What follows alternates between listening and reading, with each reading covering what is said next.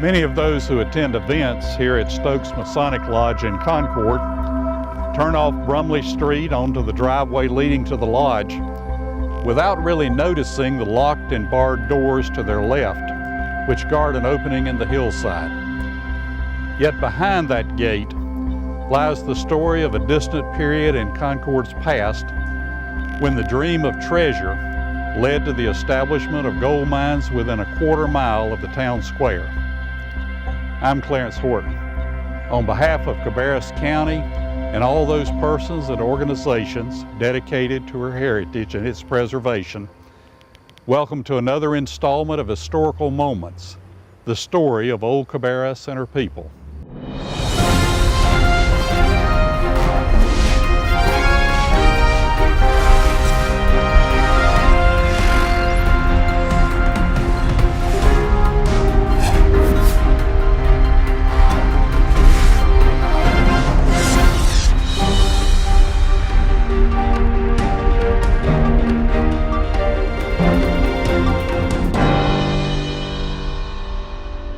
Old Concord dates her history back to the mid-1790s, when town commissioners purchased 26 acres of land from local farmer Samuel Huey, on which to establish a new town and build public buildings.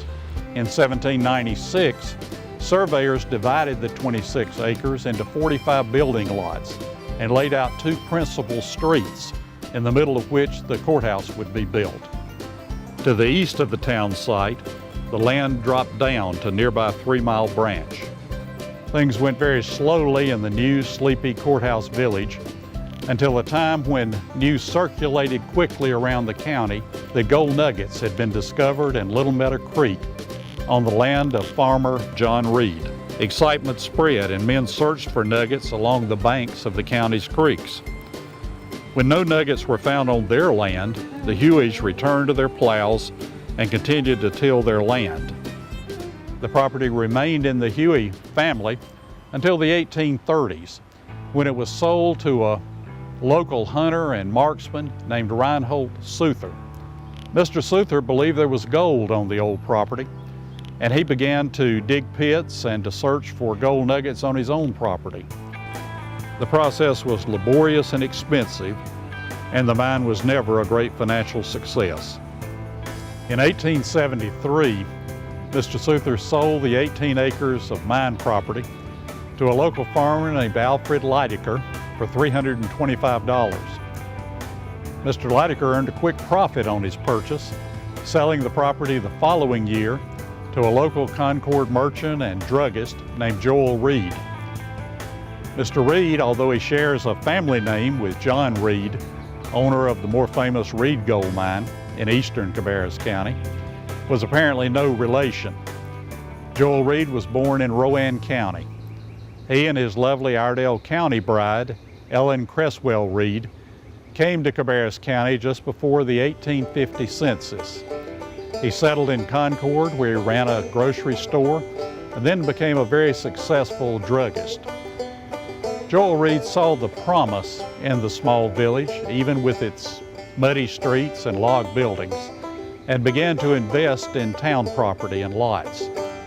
He also speculated in gold mining property and purchased the old Garman mine, which was located adjacent to the Reed Gold Mine in eastern Cabarrus. He had an interest in other local gold mines also. At least by 1882, Joel Reed was running a mining operation almost full-time on the old Huey Souther property. According to Gray's 1882 map of Concord, there were two main shafts to the mine. One ran almost directly east in the direction of Log or Depot Streets. The other ran almost directly west under Church Street, ending at a point near the back wall of the old Charles Cannon property. At substantial cost, Mr. Reed bought a Chilean mill and rockers with which to crush the ore that was taken out of the mine and attempt to separate the heavier gold from the other material. Reed's miners unsuccessfully searched for the mother lode for many years, even digging one shaft that was at least 54 feet in depth. Reed finally decided to abandon the mining operation and allow other speculators to try their luck. In 1894, he leased the mine with an option to purchase to Mr. W.B. Church. Church operated the mine for a year, then renewed his option, but finally abandoned the operation himself. Thus, when Joel Reed died in 1900, the mine property was still in the Reed family and subject to division among his heirs. When Joel Reed's property was divided among his heirs in 1905, the old mine property passed to his oldest son, Dr. John F. Reed. Dr. Reed had been born in the Reed home place on North Union Street, adjacent to Old Central Methodist Church and its parsonage. The home was situated near the street, and passerbys enjoyed stopping to look at the flower-filled front yard Ellen Reed always provided them. Dr. Reed's small office was located adjacent to the home place and between it and the old St. Cloud Hotel, the forerunner of today's Hotel Concord. Dr. Reed was quite an accomplished musician, and the townspeople always knew that the doctor was in residence when they heard the sound of fiddle music coming from his office. In later life, Dr. Reed married one of Concord's most eligible school marms, Miss Mary Lewis Harris. Miss Harris was not only an accomplished teacher, she was the organist at First Presbyterian Church and also the church historian. Their marriage in August 1921 was one of the society highlights of the year. In 1931, Dr. Reed died in the same room in the same home where he was born, and his property passed to his widow. Part of the old mine property, which lay along Cresswell Avenue, was subdivided into lots. The street itself was named in honor of Dr. Reed's mother, Ellen Cresswell. The hollow, however, was not sold at that time.